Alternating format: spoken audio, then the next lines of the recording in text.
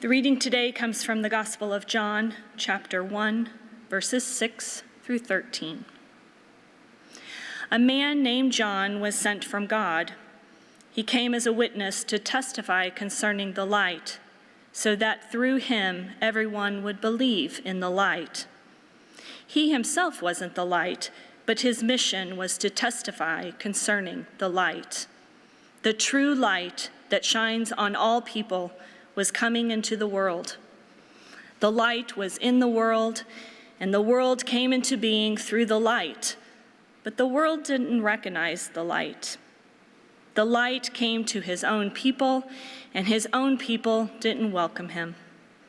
But those who did welcome him, those who believed in his name, he authorized to become God's children, born not from blood, nor from human desire or passion, but born from God.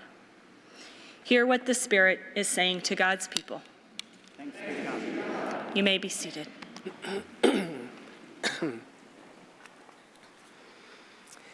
Hello there. Do you remember me? I was the woman standing by the cake in Fellowship Hall. Oh.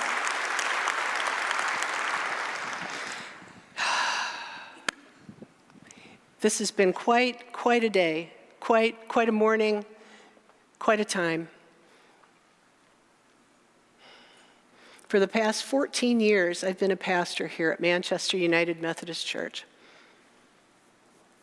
and been responsible for Saturday worship and congregational care and hospitality and some other things. And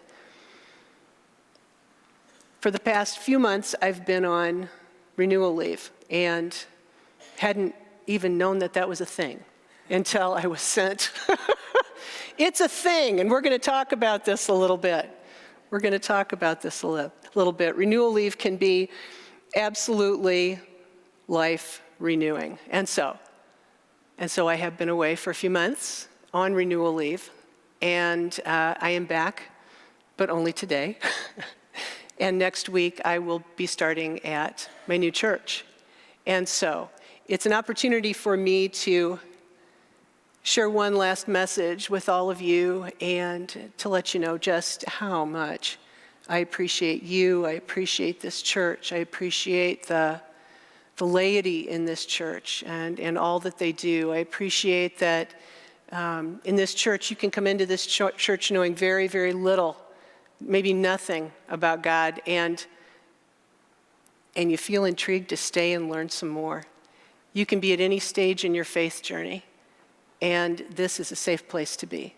It is an absolute safe place to be, because when I came into this church, I was newly married, and the person that I was married to was used to attending a United Methodist church every week. And he knew that his parents were going to be coming to visit pretty soon, and so he figured we better find a church, and act like we've been there for a while, know how things work, know where the sanctuary is and all that kind of stuff. I got that. So we start, and I'll tell you what, there was just something intriguing about Manchester United Methodist Church. I mean, this sanctuary wasn't here, it was smaller, but it was still busy, and all. So many of you have been here for years and years. You remember before this sanctuary. And there was just something about the energy in this place. I couldn't have defined it that way then, but I can define it that way now. There was something about the energy in this place that felt like it needed to feel for me. In 7th grade I went through confirmation. That's like the first time I'd ever opened a Bible, and maybe the last time I'd opened a Bible, I went through it because that's what you do when you're in, it's more important here than, but in my life, that's what you do. We never went to church, but boy, you were in 7th grade, you better get on it, so. And I'll tell you, the Bible means it's gobbledygook when that's going on, but it's a good start. So, got into this church, and a few years went by, and started to attend regularly. And it came to be this really safe space, and I wouldn't have defined it that way then, but I look back and I can define it that way. It was this safe space for me. It was a safe space for my children, and I don't just mean physically, I mean body, mind, and spirit. It was a safe place for us to be. At that time, I didn't know what I thought about God. I mean, I didn't deny the existence of God, but it kind of seemed like way too big, way out there somewhere. I'd never get that. But I really liked this place, and I really liked the people, and I really needed the community. Do you know how many people come into a church for that reason? And you know what? When they get to Manchester, they stay. And there's a reason for it. There's a reason for it. You don't come into this and just feel confused and not like a part of the club. Everything is made clear, it's made plain. And if anything isn't, you need to let the pastors know. I was gonna say us, I'm leaving. But you need to let people know. There's just the variety of people and the variety of ages and stages and of just faith journey. We're all over the place. And it's fantastic. It's absolutely fantastic. That makes this safe space. My kids have been comfortable here, and they're not even sure they believe in God. I know it's embarrassing, but okay, so God didn't seem real to me until I was an adult, so I figure there's hope for them, right? So I've set an example. I don't know what else I can do. And I know that they like it here because when they do go to church, it's here. They don't really want to go anyplace else, because they feel at home here and comfortable here. They're not sure what they think of God, but, Yeah, that happens in pastors' families, They're not sure what they think of God, but whatever, I figure God will tap on their shoulder soon enough. It'll be fine. So in the United Methodist Church, this is kind of a ministry in the United Methodist Church is kind of this crazy ride. It's just a crazy ride. And when one is called to ordained ministry, there's really no other way to kind of scratch that itch. When you get to the point where you realize that that's probably what's happening in your life, you're probably being called to ministry. I mean, it can be kind of scary in the beginning, and you might even think, what? You got to be kidding! That's ridiculous. Don't even think like that, And then as time goes by, you get more and more engaged, more and more involved, and God just, for me, became more and more. I mean, I never denied the existence of God, but God became more and more relatable or close or was safe to speak or, it was wonderful. And I hardly realized that it was happening to me, but it was happening to me because of this church. It was happening to me because of this church and not because anybody was pushing or pulling. But because I believe the Holy Spirit is just all over the place in here at Manchester. And so I am being moved to another church, and I think most of you know that. I am going to be down the road at Fenton United Methodist Church. And for those of you who knew Pastor Debbie Peoples, she was there for a while and absolutely loved it. I've had more people ask me, so are you excited? Are you excited? Are you excited about? And I said, no, I'm not. No, but what I am, I'm at peace. I'm at peace, There are those of you who know that probably is more important than anything. I'm at peace. I'm at peace about leaving the only church I've ever known. I am. I'm at peace. It took me a while to grow up, but, I'm ready. Okay? And I know that you all can have that same kind of nurturing effect wherever you're at in your faith journey for other people who come in or other people who are sitting right around you, because we're at all different stages in our faith journey. And that's good. That's fine. And you just never know when that aha moment's going to come around. So, when you, as a layperson, discover that you are being called to ministry, it's kind of a scary thing. At first, you think it's kind of exciting, and then you start looking at what all's involved, and you think, oh, no, there's got to be some other way to scratch that itch, I can't even imagine going to seminary. So, you take time to discern. And for the longest time, I thought, I just really want to be at Manchester. I want to be at Manchester. I just want to be around these people, around the pastors who were there then, I just want to be in this setting, and I don't even know why. But I really want to be there, and I want to contribute. In addition to my giving, I wanted to contribute what I do for a living. And so I started thinking, well, my background is graphic design and art direction, and I thought I could, there wasn't a communications team back then, I thought I could start something like that. And so I'd sit with it, and I would wonder, and I would ponder, and I would pray, and, no, that wasn't scratching that itch at all, And then I would start thinking about, Eden Seminary is right here in town. The kids are really young. I think I might be able to, I could go out there and just talk to them. Peace, right? Okay, so then let's take another step, Make an appointment and go talk to somebody out there. Peace, encouragement, calmness, right? It's not a matter of like, oh yeah, I've won the prize. It's more like, I think I'm home. And I think for a long time, I saw this place as my home.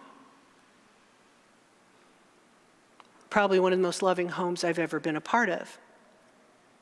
And then I came to realize that no, really, it's not Manchester that's my home. It's faith that is my home. And that I can feel this way and will feel this way regardless of whether I'm a pastor or not, wherever I'm serving or not. That this is something that is just intrinsic. And so I went ahead and I took that step. I had that interview and I started seminary.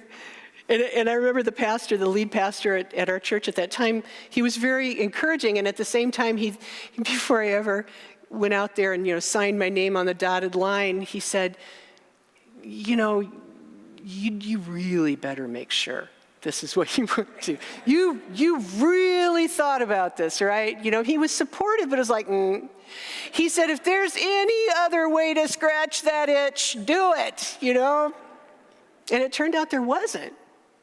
You tried to get out of it, I bet. I bet you did. You knew from your dad what all was involved. That's right. Oh my God, we want to dig in, we want to make things happen, we want to save the world, We want to help people heal body, mind, and spirit. We want to help change lives. That's what clergy, that's what they long to do. And heck, let's just change the whole darn world while we're at it. Bring it on, bring it on, bring it on. And what you find out over time is that very gradually, you find out that ministry is really a kind of a pouring out of self. You don't realize it right away. But it's a kind of pouring out of self. It could be a kind of agonizingly gradual way of pouring yourself out. It doesn't feel necessarily miraculous and life-changing. It's more, if you're not paying attention, it's more of a drain. And that's what you got to be careful of, right, Pastor Jim? He's nodding his head. Yes, indeed. Because you go in so enthusiastic and you mean it, and you kind of overspend your energy. You overspend what you've got to spend right then. And you find yourself where I have been in the last few months. You might have noticed I was missing for a few months. Maybe not. I was on renewal leave, and until I was offered renewal leave with this church, I didn't even know it existed, not really. And I took it, and I didn't know how badly I needed it until I took it. I needed to heal. I was absolutely exhausted. And many of you know what that feels like in your own workplace, in your own home life, you know what that's like. It comes on so gradually, kind of a drip, drip, drip, drip, drip, until it's just more. Just getting out of bed can be a challenge. I know that some of you know what that feels like. I didn't even realize it was happening. So, God bless this church, I had renewal leave. And I'm back. I am me again. I feel good. I feel healthy. I will not let that happen to me again. And you all better not let that happen to you either. You've been forewarned. Don't wait until you're about ready to break to take time off. And I wouldn't have been the one who asked for it. It was offered to me by the church, by people who could see that I needed the downtime. So now I'm here in this will be my last hurrah at Manchester with a sermon, and I want you to know that things are really, really good. They're really good, and again, it's through the love and care of this church. Kind of amazing. We can become so drained, and it happens so gradually, we don't know that it's taking place, but people around you will. And when they say something, you need to pay attention. You need to pay attention because it's important. Ministry is a kind of pouring out of self, but that cistern needs to be filled. And we need to find ways to do that. And if we start thinking we're superhuman, we find out how human we really are. So,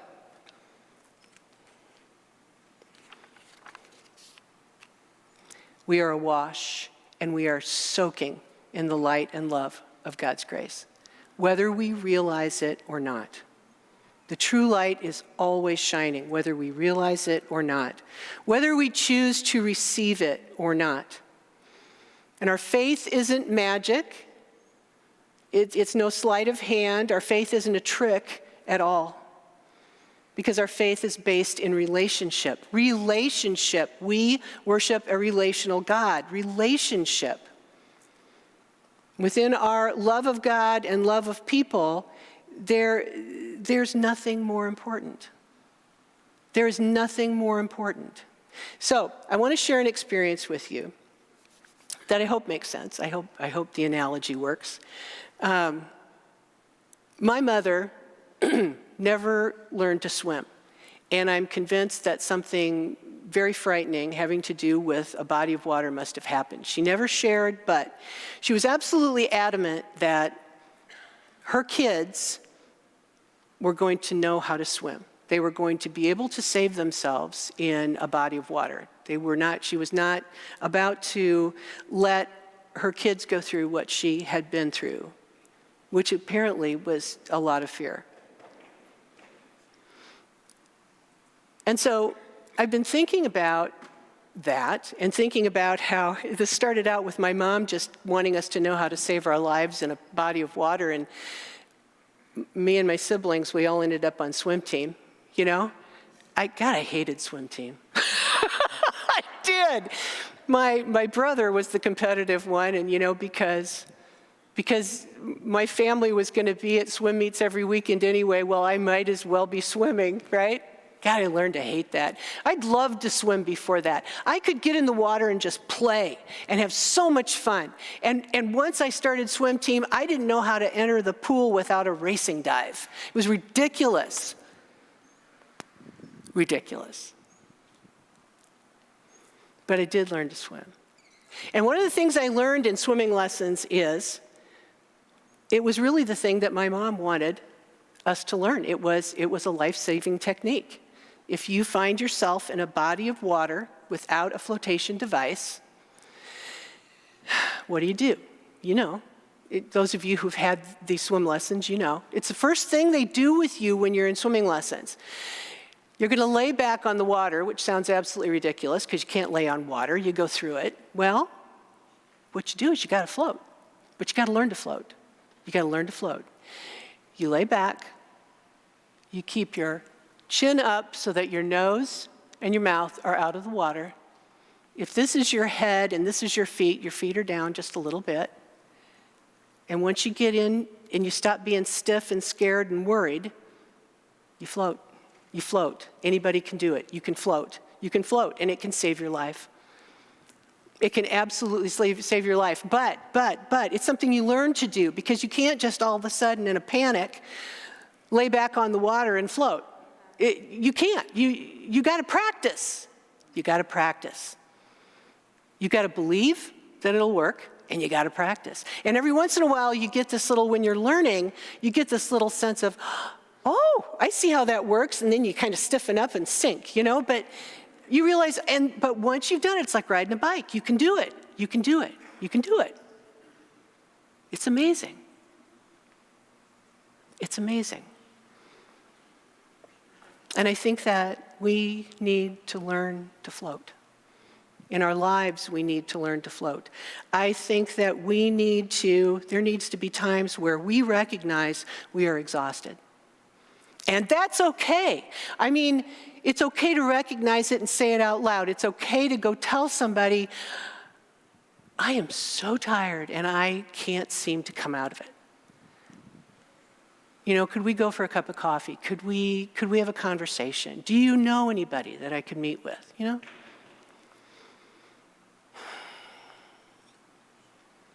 It matters. It matters. We matter. Every one of us matters. And we need to be looking out for others. And too often what we're doing is we're looking out for others so much we're not looking out for ourselves. And you know the thing on the airplane, put your oxygen mask on first. It's true, because you're no good if you can't assist. And so, I'm being moved to Fenton United Methodist Church, and I've been asked this over and over again. Yes, I asked for the move. I asked for it. I did. Not because I don't want to be at Manchester, but because it's time. It's time. After this time away and a little distance, from all this, I went to RDS and I asked for a move. Not because I don't love this place. I do, and I love you. But you know what? It's time. You know what? I think I learned how to float. I think I learned how to float.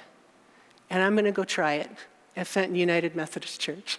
I'm going to see how that works. And you all will always be, boy, I've got major goosebumps, and actually I'm very warm.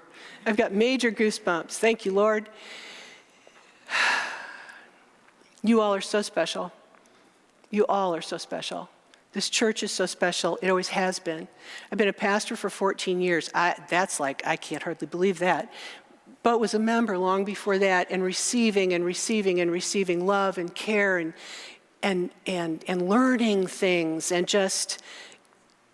and very gradually, it's just God. Yeah, God makes sense, I guess. Yeah, that makes sense. There has to be a God. Of course there does. There has to be a God. Different people take a different amount of time for different things. I'm a little bit of a slow learner, but when I get it, I've got it. I've got it. And folks, I can float. I can float. I can float. And you all can too. And I think I better just stop there, because I went off script a long time ago. So, a long time ago. But I love you, and I love this church, and I will be down the road at Fenton UMC. No, you're not. You can come visit, and that's all. You can come visit. I'm not, you can come visit if you want to come visit, but you are Manchester people. So, I love you, and I thank you, for the time away. I thank you for the renewal leave. I thank you for the sensitivity, Pastor Jim. I know you were a big part of that, and all the support I've received from all of you. All through, from the beginning to now, not just during this last few months, but, from the very beginning. I think it's time for me to leave the nest. You've done a wonderful job, and I love you all. And amen.